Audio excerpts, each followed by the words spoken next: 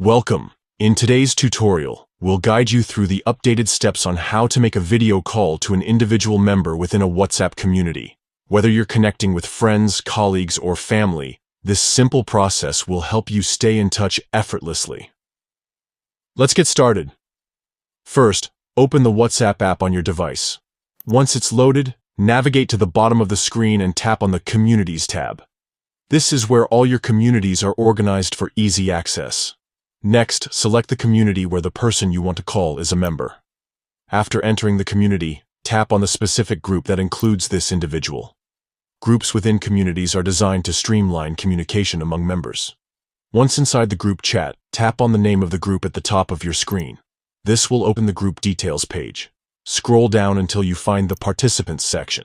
Here, you'll see a list of all members in that group. Locate the contact of the person you wish to video call and tap on their name. This will bring up a menu with several options. From here, select View Contact to access their profile information. Now look for the video call icon on their profile screen.